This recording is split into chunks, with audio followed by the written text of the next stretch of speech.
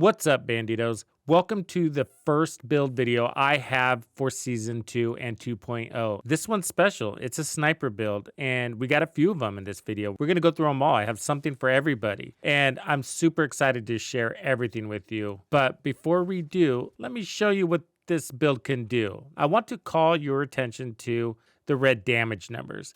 Pay attention to those. Yeah, those are real numbers, and this thing is hitting over 350 million solo. And Banditos, a new day is upon us. We're now able to reach numbers that we've never been able to do before. I'm going to show you how to make this build, how to equip the best modifiers for a sniper build, and I got an infographic with all the details you need for the modifiers, and you're able to download it using the link below.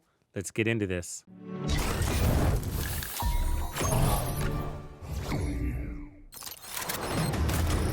Piece of shit wristwatch. So it's a new dawn for builds in the Division 2. We now have modifiers for you and for the enemy. Modifiers changed the dynamics of our build in Seasons 2.0, not just offensively, but the utility as well as their survivability. And so if you want to know whether a build is actually viable, you need to see it run with the modifiers on, which is a great thing because you're seeing the damage that it can really do as well as the damage that it can take, because these enemies are quite brutal, but now so are you. A quick note, I do have a few other videos that you need to see. I put out this full guide that gives you everything you need to know to survive Seasons 2.0, as well as this video that's hot off the press, and this one is my full review on Seasons 2. Both of those are a must-see. On to the build video. This build is for those that love to see ridiculous damage numbers. Are those damage numbers necessary? Absolutely not. Is it fun to see them?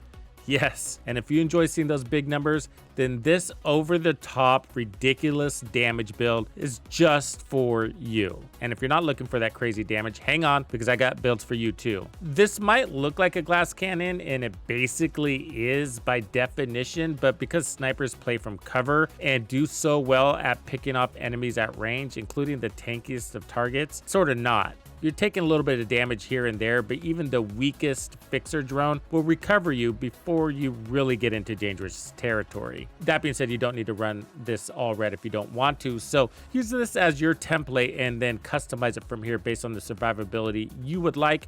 You can throw on as much as you want, trust me. I built this one around the Nemesis. Why? Because, well, it's the strongest weapon in the game. Now, I happen to have max expertise on mine, or close to max, but you really don't need that at all, as a matter of fact. So you don't need any expertise on this build for it to work.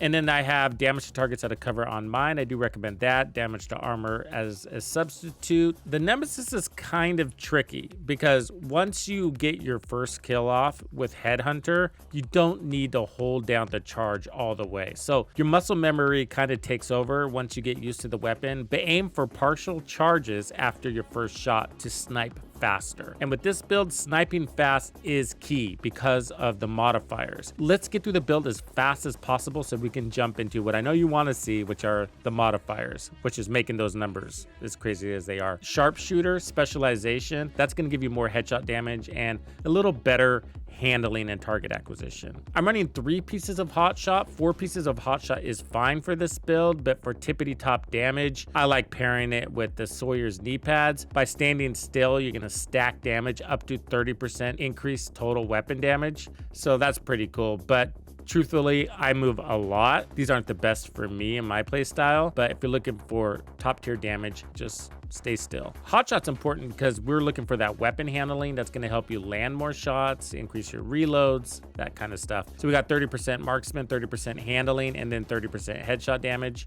And then I'm running weapon damage and headshot damage on basically everything. So that's what the formula is going to look like. So the gloves are my second piece, and then the holster. The chest piece is important. You're going to want to run 2 pieces of Habsburg if you can. Now, don't worry about these all being red, but if you're looking for top damage, that's what you want. I have status effects on mine, but weapon handling would be best, and that would make it a unicorn if you can get that. Otherwise, go for a headshot damage or weapon handling, and then put that headshot damage mod there. Again, you're fine with armor, so don't sweat it if you don't have this in red, but I just wanted to show you the top damage version. And then Headhunter is absolutely key. Now, you can actually pull off headshots without Headhunter. You don't need Headhunter to chain kill. However, it's going to allow you to chain kill faster because it's going to shorten your charge time because of its ability to increase your damage. All you need to do is make sure you have 150% headshot damage on your build and you're good to go. For the backpack, that's our second Habsburg, and then it's all reds, of course, and then Vigilance. This increases total weapon damage by 25%. So it's one of the best ones for sniper. Gets disabled all the time, but you don't really care after your first shot. For the backup weapon, I'm just using the 1886, and I have Determined on that, nothing special. And then I have the Revolver, the Harvest. For skills, the Decoy for sure, and then I'm running a Fixer. And the Fixer keeps me alive. It's fine, it's enough. I'm gonna give you two stats here, but what we're looking at is the headshot damage. And then there's the weapon handling. So the headshot damage says on paper 314%, but it's actually going to be 465% headshot damage. That's not a little bit. Weapon handling, we're at 35, but that's actually going to be plus 50.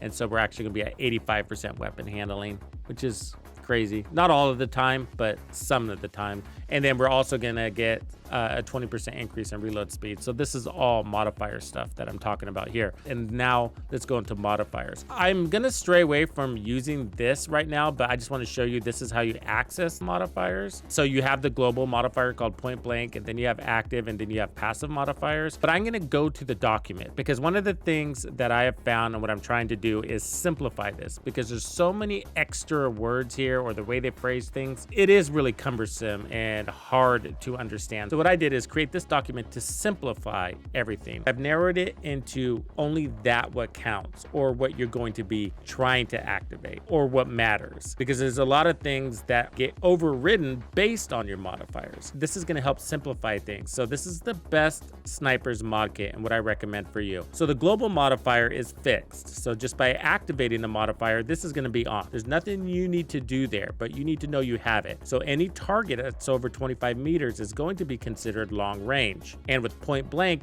you're going to get 150% amplified damage to that target. Next is the active modifier. You have 3 to choose from. The one I'm recommending is called All Out because it puts things in your control. And with a sniper build, it's even easier to do this because usually your first shot is the most controlled shot you have. And so active modifier, it allows you to lock in a range to anybody you shoot once it's activated, locking all targets, every single one, into the long range. That means that all of our long range buffs will be 100% active, even if the enemy is standing directly in front of our face. What that also means is that any of the bonuses from any of the other ranges will not apply. So we're overriding all the short and medium range buffs with the long-term buffs, but we're locking it in and we have consistency here, and we love that. So you don't have to think about anything. So if you see one of those requital targets, shoot him, whatever, medium range, long range, doesn't matter, because your bar, you're gonna see that your bar is gonna be locked in at red. So everybody's gonna be a red target, which means they're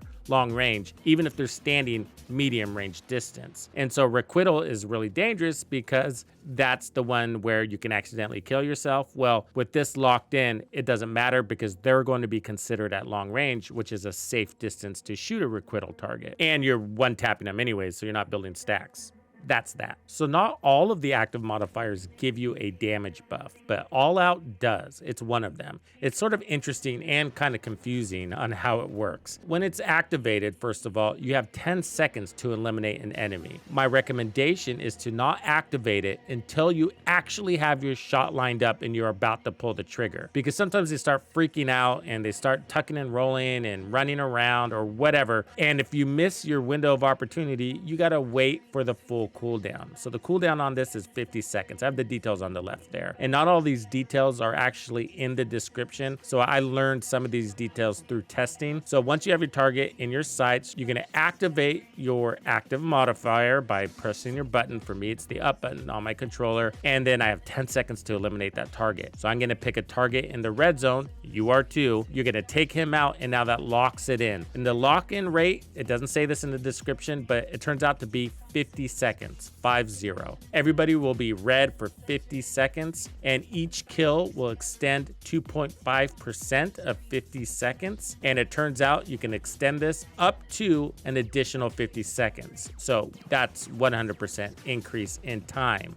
or extension. Once you go on cooldown, it's also 50 seconds. So that should be easy to remember. Everything's 50 seconds. Getting the full 50-second extension is going to be really hard. I mean, you basically have to have enemies lined up for you with no spacing, no target acquisition, and it was even hard to do the testing range. So don't expect to get a full 100% increase in uptime, but 20-30%, sure, absolutely. For passive modifiers, this one is key. You're going to want to select Tapper. This one is going to give you a headshot damage increase by 150%, 150. But body shots deal greatly reduced damage at long range. I also tested this to learn what kind of damage reduction you're going to get. Yeah, that's a 99% damage reduction on body shots. If you have Headhunter active and you land on the body, then there's a good chance you're going to get the kill anyways. You're hitting in 60 million, 100 million, 250 million, so it's usually enough, but you're going to want to be going for the head all the time. It sounds like a big drawback, but it's really not. I did notice, however, when I was shooting at tech with the Nemesis,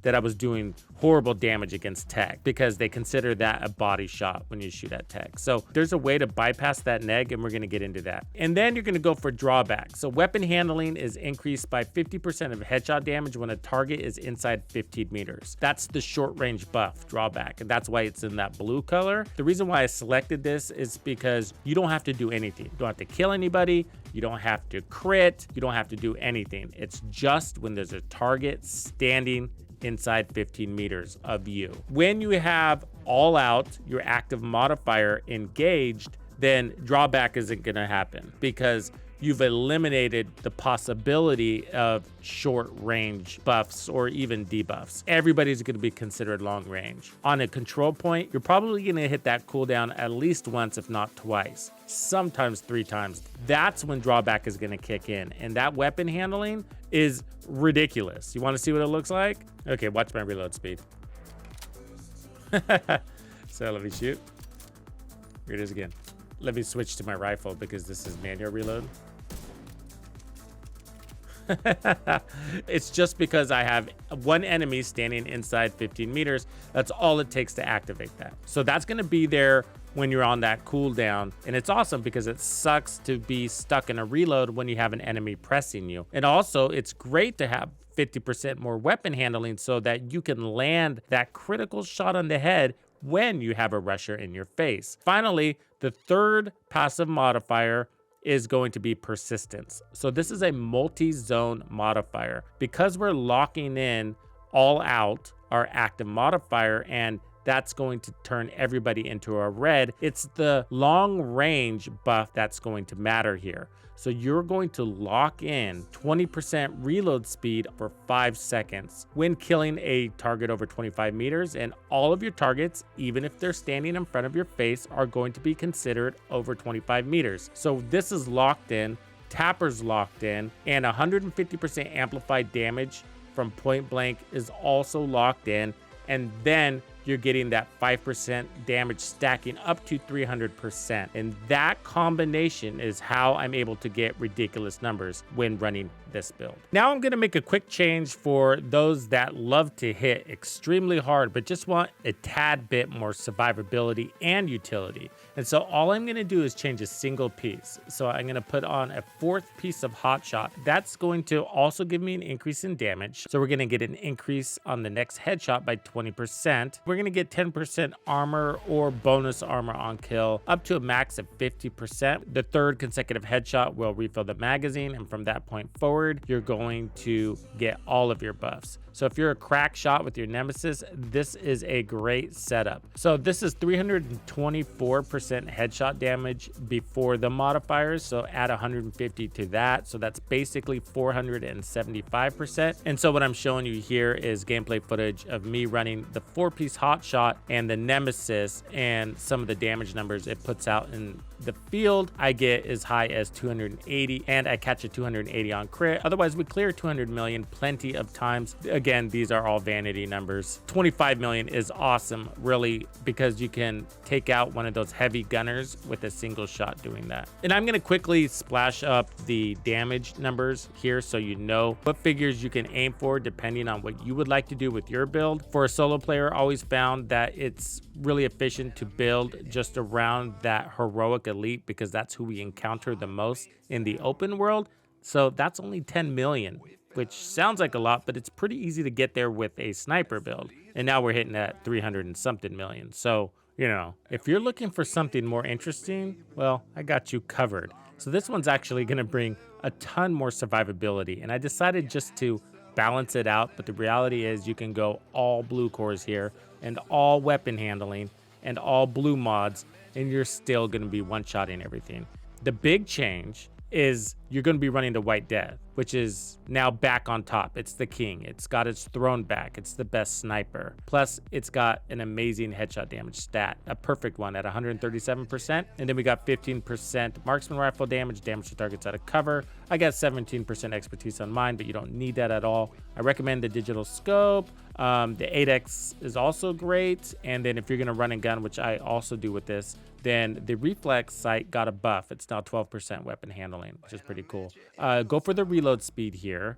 And then here, the 30% stability on the angled grip. That also got a buff. We're bringing in some armor on kill. This is going to be a Palisades chest piece, headshot damage, weapon handling, protection from elites, doesn't have to be god rolled, and of course Headhunter so that you can chain kill. Now we have Determined on the rifle. So earlier I mentioned that on Tapper, you know how it has that neg for the body shots and there's a way to override it. Determined is the way to override it. When Determined is active, you can go for the body and those shots are going to be counted as headshots. You just have to remember your mechanics. This is what you're going to do. It's basically the same thing. You're gonna line up your shot, you're gonna activate your active modifier, and then you have 10 seconds to get your kill. You want that first kill to be a target in the red zone or greater than 25 meters. Now everybody's locked in the red zone. And if you used your White Death to do that, which should have enough damage right out of the gate to eliminate an elite with the buffs,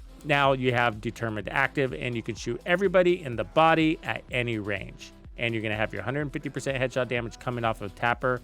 You're gonna have your amplified damage coming out from the global modifier, Headhunter, and you're gonna be getting all of the buffs from the 4-piece Hotshot. A lot easier. You're still gonna miss shots, of course. Everything else is the same, except I added a blue core here just to pump up the armor. The reason why we want a little bit higher armor, I've established this assuming that you are actually staying in cover most of the time, but you're going to be collecting a lot of trophies and you're going to be grabbing them even if you're playing from cover.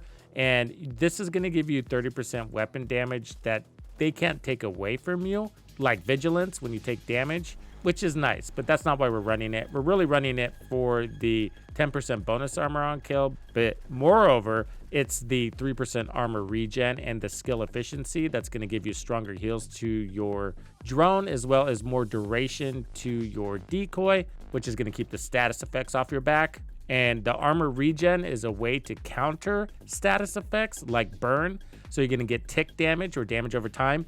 And then the armor regen is going to counter that in a way by healing you over time. And then the bonus armor is shielding. The protection from elites protects the bonus armor as well as your white armor. So this is awesome, and you're going to be making more use out of the weapon handling and the faster reloads from your passive modifiers because you're using the bolt action rifle. Tons of fun. If you're looking for my recommendation based on the builds that I've shown you, this is the one you want to run. And you'll see me running it with all armor and all weapon handling and all protection from elites because I like to move a lot, and weapon handling helps keep me alive when I do that. Enjoy this. Don't forget to check out these other videos. Catch you on the next one.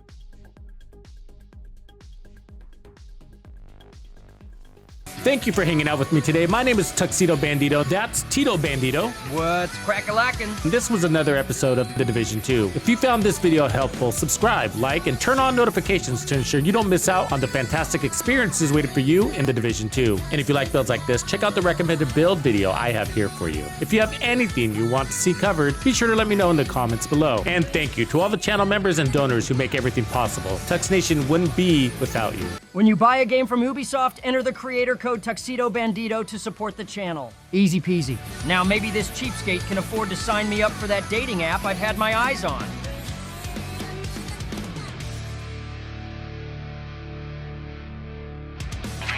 Follow me.